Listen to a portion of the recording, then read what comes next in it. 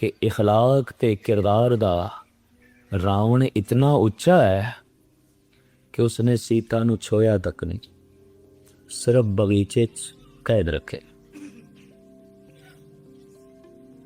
4 वेदां दा पाठी है, शिव जी दा उपासक है और उसनूं इस गल दा भी पता है कि किसी महापुरुष दी प्रसन्नता धन नाल नहीं मिलती। इसदी इस महानता नूं गुरु अर्जन देव जी भी कबूल करते हैं। रावण होते सो रंक ने जिन सिर तीने काट। रावण कोई भिखारी नहीं है जिन्हें शिव जी की प्रसन्नता लैण वास्ते अपना सीस बार बार कट के पेश किया। एक थोड़ी गल तो नहीं, कहते सीस कटिया, शिव जी ने फिर जोड़ दिता। रावण ने फिर कटिया, शिव जी ने फिर जोड़ दिता। कहने इस तरह 10 दफा होया। रावण कहता है भगवान ऐ महादेव, या ते मेरे ते प्रसन्न हो, कि जे ते प्रसन्नता नहीं मिलती तो मैं जिंदा ही नहीं रहना चाहता, मैनू ये जीवन चाहिए ही नहीं, मैंने इस जिंदगी की लोड़ ही नहीं। सुभावक होर अर्ज करदे हैं, जिस दिन मनुख नूं ये जिंदगी व्यर्थ प्रतीत होवे ना, व्यर्थ, उस दिन उपराम हो जाता। फिर 2 रस्ते रहने, 2, आत्म हत्या या आत्म क्रांति, रस्ते 2 रहणगे। जिस दिन ये पता चल जाए ये जीवन कुछ भी नहीं, ये कुछ भी नहीं सिवाय दुखन तो होर कुछ भी नहीं, इस संसार विच ऐसा कुछ भी नहीं जो मैनू तृप्त कर सके, ऐसा कुछ भी नहीं।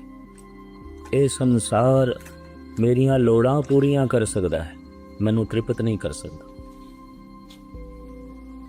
जगत विच ऐसा कुछ भी नहीं जो मैनू तृप्त कर सके, और इस जीवन विच ऐसा कुछ भी नहीं जो महान होवे।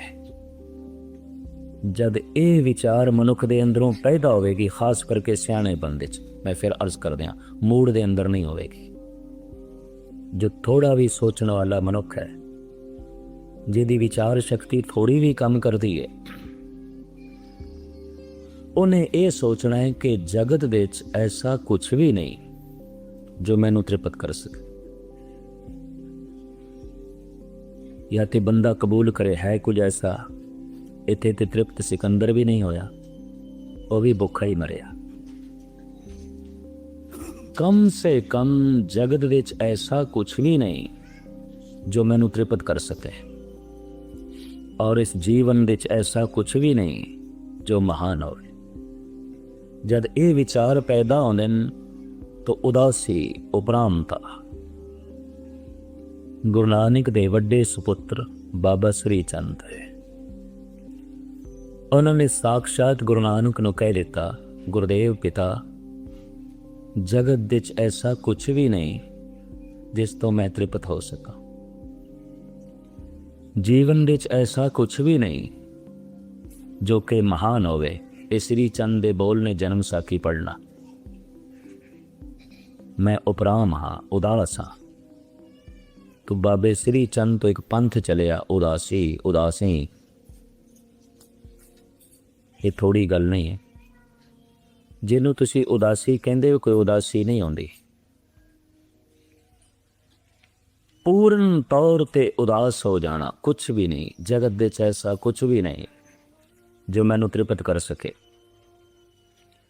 जगत दे च ऐसा कुछ भी नहीं जो कि महान होवे, जीवन दे च ऐसा कुछ भी नहीं जो कि सिरमौर होवे, महान होवे। जद ऐसी उदासी पैदा होवे, फिर 2 रस्ते ने। केड़े 2 रस्ते?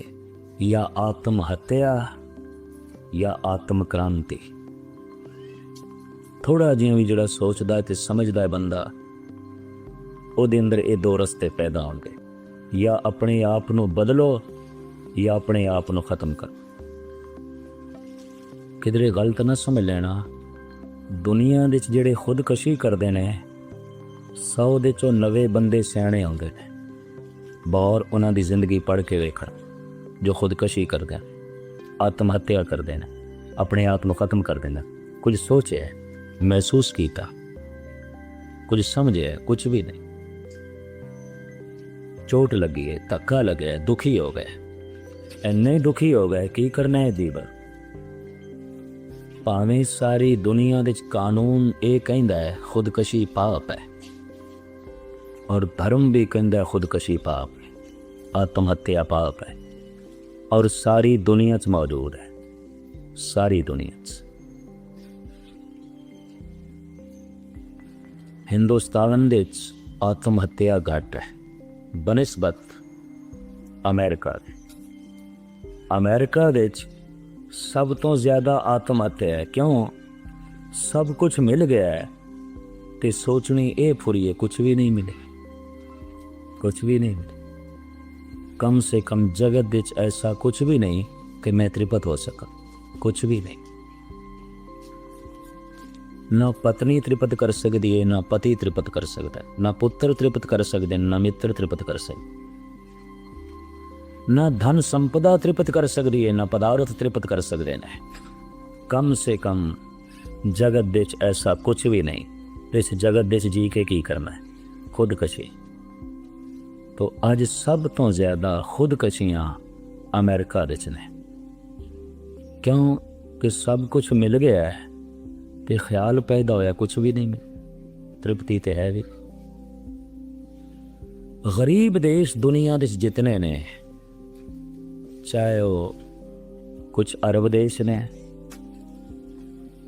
या एशिया के होर खिते के छोटे छोटे देश ने, थाईलैंड है, लाओस है, कंबोडिया है, बर्मा है, इधर चीन है, लंका है, इधर खुदकशियाँ घट ने, यूरोप दे ज़्यादा। क्योंकि गरीब बंदे दी ये आसा बनी रहती है, शायद वो चीज़ मैनू मिल जाए तो मैं शायद त्रिपत हो जाऊँ, फलानी वस्तु मैनू मिल जाए शायद मैं आनंदित हो जाऊँ, फलानी चीज़ मैनू मिल जाए शायद मैं खुशहाल हो जावां। तो जिन्हां वस्तुओं की मिलन की चाहत दे गरीब मनुख जी रहा है तो वह चाहत, वह ख्वाहिश उन्होंने जीण ते मजबूर पई करती है। कुछ देशों से वो चीज़ां मिल गई, बंदा खुशहाल नहीं होया, वस्तुआं मिल गई, बंदा तृप्त नहीं होया। ऐसी जब स्टेज बने मन की, सोचण दी, विचार दी कि जगत विच ऐसा कुछ भी नहीं जिस तो मैं त्रिपत हो सका। पुत्रां तो कौन त्रिपत है? पुत्र सारियां दे ने, बंदा भुखा है। पति तो कौन त्रिपत होया? पत्नी तो कौन त्रिपत होया? धन तो कौन त्रिपत होया? इज्जत मान मर्यादा तो कौन त्रिपत होया? अज तक कोई नहीं। भुख बनी नहीं है। तो जगत विच ऐसा कुछ भी नहीं जिस तो मैं त्रिपत हो सका। उदासी, उपरांता, हालतां दो, आत्म हत्या या आत्म क्रांति, या जीवन बदलो या जीवन खत्म करो। ये दो रास्ते रह जाने, तीजा कोई रास्ता नहीं। जीवन खत्म करना जरा आसान खेल है, जीवन बदलना जरा औखा। इस वास्ते संसार विच जितनी आत्म हत्या है इतनी आत्म क्रांति नहीं। दुनिया के जितने खुदकशी करते हैं उतने भी भगत नहीं बनते, उन्ने भी नाम रसीए नहीं बनते। बहुत मुताला करके वेखना, ये मेरी गिनती है, ये मेरे आंकड़े ने। जिस ढंग नाल मैं देखा है कि जिस देश दे जितने बंदे खुदकशी कर लेंदे ने उतने भी ब्रह्म ज्ञानी कोई नहीं, उतने भी आत्मक रसीए कोई नहीं। कारण जीवन खत्म करना आसान खेड है, जीवन बदलना जरा औखी खेड है। तो जिहड़ा इस हद तक उदास उपराम नहीं होया वो अजे कोई सियाणा भी नहीं है। ये मैं अर्ज कर दूं, ओदी अजे सियाणप, ओदी अजे सोचने शिखर ते नहीं पहुंची, मंजिले मकसूद ते नहीं पहुंची। जब सियाणप शिखर ते पहुंचती है, सोचनी शिखर ते पहुंचती है, विचारां शिखर ते पहुंचदियां ने, ते अगों विचारां नूं जाण दा कोई रस्ता नहीं रह जांदा। फिर विचार दो पासे जाणगे, आत्म हत्या या आत्म क्रांति, खुद ਨੂੰ ख़त्म करो या खुद ਨੂੰ बदलो। दो रस्ते रह जाते। कोई पति तो बहुत पत्नी दुखी हो गई, पुत्रां तो भी दुखी हो गई, परिवार तो दुखी हो गई। जिथों इसने आशा बनाई सी सुख मिलेगा, सुख मिलेगा, संसार दे जिस हिस्से दे उत्ते इसने बड़ा माण कीता नहीं मिलिया सुख। खुदकशी करो। हिंदुस्तान दे पुरुषां दी बनिस्बत इस्त्रियां ज़्यादा खुदकशी करदियां। जो आदाद आंकड़े पेश होए ने हिंदुस्तान विच, इतने बंदे खुदकशी नहीं करते पुरुष जिन्नियां इस्त्रियां कर जांदियां। मानसी पति ते, मानसी बच्चियां ते, मानसी परिवार ते, मानसी संसार ते गल कुछ बनी। चलो आत्म हत्या कर, कुछ भी नहीं है कि तो मिट्टी का तेल छिड़क के जितनियां हिंदुस्तान विच इस्त्रियां मरदियां ने, पुरुष नहीं मरते। ये आंकड़े ने। रोज़ अखबार विच ये खबरां आउंदियां ना, इन्नियां खुदकशियां होईयां, इन्नी आत्म हत्या होई है। और कोई गड्डी थले आ जाता, कोई नींद दियां गोलियां ज़्यादा खा लेंदा, चलो दम तोड़ना, ख़त्म करना। तुसी आखोगे पता नहीं केड़ा विषय मैं लै बैठा। मैं फिर अर्ज करा, जो इस पद्धर तक, इस स्टेज तक पहुँचया नहीं कि जगत विच ऐसा कुछ भी नहीं जो मैनू तृप्ति दे सके, इस स्टेज ते रावण पहुँच गया। इन्ना विचार, इन्ना सोचने वाला बंदा। ऐ शिव जी, तेरी प्रसन्नता तो बिना मैं नहीं जीवना। जगत विच ऐसा कुछ भी नहीं जो मैनू शांत कर सके। मैं जीवन ख़त्म करवा। अगर तू मेरा जीवन बदलदा नहीं है, मैं जीवन ख़त्म करवा। ये सोच नहीं रावण दी। गुरु गोबिंद सिंह जी महाराज ने विसाखी वाले दिन आनंदपुर साहिब विच नंगी तलवार ललकार के कहा, पंज सीस चाहिदा। दरअसल सतगुरु ये वेखना चाहते सन, इन्ना लंबी चौड़ी भीड़ विच है कोई ऐसा जिन्हों ये महसूस होया होवे जीवन ते कुछ भी नहीं। दुखों की खान, रोगां की खान है, चिंता की खान है कि कुछ भी। जिन्हों ये महसूस होया होवे जगत विच ऐसा कुछ भी नहीं जिस तो मैं तृप्त हो सका, जिस तो मैं शांत हो सका। वेखिए, क्योंकि जिसनों ऐसा महसूस होया होवे कि जीवन कुछ नहीं, तो फिर गुरु मंग करे इस जीवन दी, वो तो खिड़े मत्थे खड़ा होवेगा, लै तो कुछ भी नहीं। गुरु ने तो कुछ भी नहीं मंगया। असी तो समझते इस पर बहुत वड्डी मंग होवेगी। गुरु ने तो कुछ भी नहीं मंगया, दक्षिणा तो कुछ भी नहीं मंगी, कुछ भी दक्षिणा नहीं मंगी। आखिर यके बादीगरे पंज तैयार होए। इनू किधरे नाटकी रंग ना दिता करो कि गुरु गोबिंद सिंह जी ने बंदियां दे सिर मंगे ते बकरे झटका दिते। गुरु झूठा साबित होंदा है, खिमा करनी। मंगदा बंदियां दे सिर है, कटदा बकरे है। ये इल्ज़ाम आ जाएगा गुरु गोबिंद सिंह जी ते। ये बहुत बड़ा इल्ज़ाम आ जाएगा। इस बहस नूं बिल्कुल अगां वधाया भी ना करो। ये सब कुछ तंबू दे च होया, पर्दे दे च होया। पर्दा ना चुकिया करो। जिस काम ते मेरा गुरु पर्दा पाना चाहता है, मैं समझदा सारी दुनिया भी जोर लावे, ये पर्दा कोई चुक नहीं सकेगा। ये ते कम मेरे पातशाह ने गुप्त कीता, पर्दे च कीता है। ते जिस काम नूं मेरा पातशाह गुप्त रखना चाहता है, तैनू की लोड़ है तंबू दे झाती मारन दी? तू क्यों तंबू चुकदा? तू क्यों तंबू फाड़दा? तू अपनी शरदा नूं इत्थे टिका के रख कि मेरे पातशाह ने 5 बंदियां दे सीस मंगे ने, बकरियां दे ने। इत्थे शरदा टिका, अपनी भावना नूं इत्थे टिका, अपने निश्चय नूं इत्थे टिका, अपनी विचार नूं इत्थे टिका।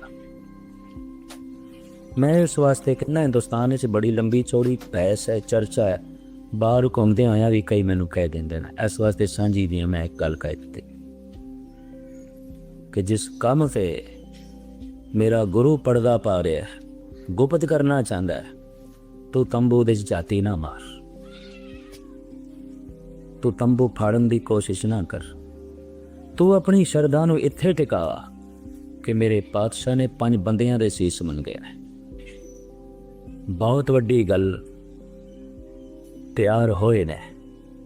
ਇੱਕ ਬਿਦਰ ਦਾ ਹੈ, ਇੱਕ ਜਗਨਨਾਥਪੁਰੀ ਦਾ ਹੈ, ਇੱਕ ਦਿੱਲੀ ਦਾ ਹੈ, ਲਾਹੌਰ ਦਾ। ਹੈਰਾਨਗੀ ਦੀ ਗੱਲ ਇਹ ਕਿ ਵੱਖ-ਵੱਖ ਜ਼ਾਤੀਆਂ ਦੇ ਨੇ, ਔਰ ਪੰਜਾਂ ਦੀ ਜ਼ਾਤ ਮਿਟਾਈ, ਪੰਜਾਂ ਦਾ ਵਰਨ ਮਿਟਾਇਆ, ਪੰਜਾਂ ਦੇ ਨਾਮ ਮਿਟਾਏ ਤੇ ਪੰਜਾਂ ਨੂੰ ਲਕਬ ਦਿੱਤਾ ਸਿੰਘ ਦਾ। ਐ ਸਿੱਖ, ਅਗਰ ਤੂੰ ਜ਼ਾਤ ਦਾ ਮਾਣ ਕਰਨਾ ਹੋਵੇ ਤੇ ਸਿੰਘ ਤੇ ਹੀ ਕਰੀ, ਔਰ ਕੁਛ ਨਹੀਂ, ਔਰ ਤੂੰ ਕੁਛ ਵੀ ਨਹੀਂ। ਸਿੱਖ ਤੇਰਾ ਸਰੂਪ ਹੈ, ਸਿੱਖ ਤੇਰੀ ਹੋਂਦ ਹੈ, ਸਿੱਖ ਤੇਰਾ ਕੌਮੀ ਨਾਮ ਹੈ, ਸਿੱਖ ਤੇਰੀ ਤਸਵੀਰ ਹੈ, ਸਿੰਘ ਤੇਰਾ ਤਖੱਲੁਸ ਹੈ, ਸਿੰਘ ਤੇਰਾ ਉਪਨਾਮ ਹੈ, ਸਿੱਖ ਤੇਰਾ ਸਰਨੇਮ ਹੈ। ਸਿੱਖ ਨਾਮ ਦਿੱਤਾ ਹੈ ਗੁਰੂ ਨਾਨਕ ਨੇ ਤੇ ਸਿੰਘ ਤਖੱਲੁਸ ਦਿੱਤਾ ਹੈ 10ਵੇਂ ਗੁਰੂ ਨਾਨਕ ਨੇ। ਸਿੱਖ ਮਨੁੱਖ ਉੱਥੋਂ ਬਣਨਾ ਸ਼ੁਰੂ ਹੁੰਦਾ ਹੈ ਕਿ ਐ ਗੁਰੂ, ਕਮ ਸੇ ਕਮ ਸੱਚ ਬਾਰੇ, ਧਰਮ ਬਾਰੇ ਮੈਂ ਕੁਛ ਨਹੀਂ ਜਾਣਦਾ, ਮੈਂ ਸਿੱਖਣਾ ਚਾਹੁੰਦਾ। ਸਿੱਖੀ ਸ਼ੁਰੂ ਹੋ ਗਈ। ਸਿੱਖ ਤੇ ਜਦ ਕੋਈ ਸਿੱਖ ਲੈਂਦਾ ਹੈ, ਜਾਣ ਲੈਂਦਾ ਹੈ ਤੇ ਜਾਣਕਾਰੀ ਦਾ ਦਾਵਾ ਨਹੀਂ ਕਰਦਾ, ਕਲਗੀਧਰ ਕਹਿੰਦੇ ਤੂੰ ਸਿੰਘ ਹੋ ਗਿਆ, ਤੂੰ ਸੂਰਬੀਰ ਹੋ ਗਿਆ। ਤੇਰੀ ਭਾੜ, ਤੇਰਾ ਜੀਵਨ ਹੀ ਦੱਸੇਗਾ ਤੂੰ ਮਹਾਨ ਹੋ ਗਿਆ। ਸ਼ੇਰ ਦੀ ਚਾਲ ਹੀ ਦੱਸ ਦਿੰਦੀ ਹੈ ਜੰਗਲ ਵਿੱਚ ਇਹਦੇ ਮੁਕਾਬਲੇ ਦਾ ਕੋਈ ਨਹੀਂ। ਸਿੰਘ ਦੀ ਚਾਲ ਹੀ ਦੱਸ ਦਿੰਦੀ ਹੈ ਜਗਤ ਦੇ ਘੇਰੇ ਮੁਕਾਬਲੇ ਦਾ ਕੋਈ ਨਹੀਂ। ਤੂੰ ਕੋਈ ਭੇਡ ਬੱਕਰੀ ਥੋੜੀ ਹੈ, ਤੂੰ ਕੋਈ ਬੇਅਣਖਾ ਥੋੜੀ ਹੈ, ਤੂੰ ਕੋਈ ਬੇਗੈਰਤ ਥੋੜੀ ਹੈ। ਤੇਰੇ 'ਚ ਸਾਹਸ ਹੈ, ਹਿੰਮਤ ਹੈ, ਹੌਸਲਾ ਹੈ। ਇਹ ਸਭ ਕੁਝ ਪੈਦਾ ਹੋ ਜਾਇਆ ਤਾਂ ਗੁਰੂ ਗੋਬਿੰਦ ਸਿੰਘ ਜੀ ਮਹਾਰਾਜ ਲਕਬ ਦਿੱਤੇ ਬਿਨਾਂ ਰਹਿੰਦੇ ਨੇ, ਤੂੰ ਸਿੰਘ ਗਾ। ਇਹ ਸਾਡਾ ਉਪਨਾਮ ਹੈ, ਸਾਡਾ ਸਰਨੇਮ ਹੈ। ਹੋਰ ਕਿਸੇ ਸਰਨੇਮ ਨੂੰ ਅੱਗੇ ਨਾ ਕਰਿਆ ਕਰੋ, ਕੋਈ ਨਹੀਂ, ਬਸ ਸਿੰਘ ਹੀ ਸਾਡਾ ਸਰਨੇਮ, ਸਿੰਘ ਹੀ ਸਾਡਾ ਵਿਸ਼ੇਸ਼ ਨਾਮ। ਬਾਕੀ ਸਭ ਹਟਾ ਦੋ, ਬਿਲਕੁਲ ਹਟਾ ਦੋ। ਔਰ ਇਹ ਗੱਲ ਵੱਖਰੀ ਹੈ ਕਿ ਪੁਰਾਣੇ ਸੰਸਕਾਰ ਭਾਰਤ ਵਾਸੀਆਂ ਦੇ ਜ਼ਾਤ ਪਾਤ ਦੇ ਸਨ, ਉਹ ਸਾਡੇ ਵਿੱਚੋਂ ਸੰਸਕਾਰ ਮਿਟੇ ਨਹੀਂ। ਅਸੀਂ ਫਿਰ ਅੱਗੇ ਕੀਤੇ ਨੇ, ਫਿਰ ਸਿਲਸਿਲਾ ਅੱਗੇ ਕੀਤਾ। ਜਿਨ੍ਹਾਂ ਨੇ ਆਪਣੇ ਸੀਸ ਭੇਟ ਕੀਤੇ, ਮੈਂ ਸਮਝਦਾ ਇਹ ਉਸ ਪੱਧਰ ਦੇ ਮਨੁੱਖ ਸਨ ਜਿੱਥੇ ਸੋਚਣੀ ਫੁਰੀ ਹੋਵੇਗੀ ਜੀਵਨ ਕੁਛ ਵੀ ਨਹੀਂ। ਕੀ ਹੈ? ਕੁਛ ਵੀ ਨਹੀਂ। ਕਮ ਸੇ ਕਮ ਜਗਤ ਦੇ 'ਚ ਐਸਾ ਕੁਛ ਵੀ ਨਹੀਂ ਜਿਸ ਤੋਂ ਤ੍ਰਿਪਤ ਹੋ ਸਕੀ। ਕਿਉਂਕਿ ਜਿਹੜਾ ਇਤਨਾ ਵੀ ਸੋਚ ਲੈ ਕਿ ਤ੍ਰਿਪਤੀ ਹੋ ਸਕਦੀ ਹੈ, ਮੁਸ਼ਕਿਲ ਹੈ ਉਹ ਆਪਣਾ ਸੀਸ ਗੁਰੂ ਨੂੰ ਭੇਟ ਕਰੇ। ਸਵਾਲ ਹੀ ਨਹੀਂ ਪੈਦਾ ਹੁੰਦਾ। ਜਦ ਇਤਨੀ ਸਮਝ ਪੈਦਾ ਹੋ ਜਾਏ, ਅੰਮ੍ਰਿਤ ਦੀ ਇਤਨੀ ਚਰਚਾ ਹੋ ਕੇ ਵੀ ਅੰਮ੍ਰਿਤ ਨਾ ਛਕਣਾ, ਗੁਰੂ ਦੀ ਇਤਨੀ ਗੱਲ ਕਰਕੇ ਵੀ ਗੁਰੂ ਵਾਲਾ ਨਾ ਬਣਨਾ, ਅਜੇ ਇਤਨੀ ਸਿਆਣਪ ਨਹੀਂ। ਮੈਂ ਇੰਨੀ ਅਰਜ਼ ਕਰਦਾ, ਅਜੇ ਇੰਨੀ ਸਿਆਣਪ, ਅਜੇ ਤੇ ਬੰਦਾ ਸਮਝ ਤਾਂ ਲੈ, ਪਾਪੇ 'ਚ ਜਾਵਾਂਗੇ ਬੜਾ ਸਰੂਰ ਹੈ, ਮਹਿਫਲਾਂ ਵਿੱਚ ਨਾਚ ਗਾਣੇ ਸੁਣਾਂਗੇ ਬੜਾ ਸਰੂਰ ਹੈ। ਇਹ ਤਾਂ ਐਵੇਂ ਹੀ ਹੈ, ਗੁਰਮਤਿ ਦੀਆਂ ਗੱਲਾਂ ਤਾਂ ਐਵੇਂ ਹੀ ਨੇ। ਔਰ ਰਾਜਨੀਤਿਕ ਦੁਨੀਆ ਦੇ 'ਚ, ਧਨਵਾਨਾਂ ਦੀ ਦੁਨੀਆ ਦੇ 'ਚ ਕਰੀਬਨ ਅਨੰਤ ਕਾਲ ਤੋਂ ਧਾਰਮਿਕ ਬੰਦੇ ਨੂੰ ਮੂੜ ਸਮਝਿਆ ਗਿਆ, ਭੋਲਾ ਸਮਝਿਆ ਗਿਆ। ਤੇ ਧਾਰਮਿਕ ਪੁਰਸ਼ ਹਮੇਸ਼ਾ ਇਹਨਾਂ ਲੋਕਾਂ ਨੂੰ ਮੂੜ ਆਖਦੇ ਰਹੇ। ਮੂਰਖਾਂ ਸਿਰ ਮੂਰਖ ਹੈ ਜੇ ਮੰਨੇ ਨਾ ਹੀ ਨਾ। ਜੇ ਸੱਚ ਨੂੰ ਨਹੀਂ ਮੰਨਦਾ, ਮੂਰਖ ਨਹੀਂ, ਮੂਰਖਾਂ ਦਾ ਸਰਦਾਰ ਹੈ। ਔਰ ਇਸੇ ਤਰੀਕੇ ਨਾਲ ਜਿਸਨੇ ਨਾਮ ਨੂੰ ਮੰਨ ਲਿਆ ਔਰ ਇਹ ਕਬੂਲ ਕਰ ਲਿਆ ਕਿ ਜਗਤ ਦੇ 'ਚ ਐਸਾ ਕੁਛ ਵੀ ਨਹੀਂ ਜਿਸ ਤੋਂ ਤ੍ਰਿਪਤ ਹੋ ਸਕੀਏ, ਤੇ ਸੰਸਾਰੀ ਆਰਥਿਕ ਦੁਨੀਆ ਦੇ ਬੰਦੇ ਕਹਿੰਦੇ ਦੇ ਭੋਲੇ ਨੇ, ਇਹਨਾਂ ਨੂੰ ਪਤਾ ਹੀ ਨਹੀਂ, ਸਮਝ ਹੀ, ਸੂਝ ਹੀ ਨਹੀਂ। ਇਹ ਦੋ ਤਰ੍ਹਾਂ ਦੀਆਂ ਟਕਰਾਂਦੀਆਂ ਹੋਈਆਂ ਵਿਚਾਰਾਂ ਤੁਹਾਨੂੰ ਸੰਸਾਰ ਦੇ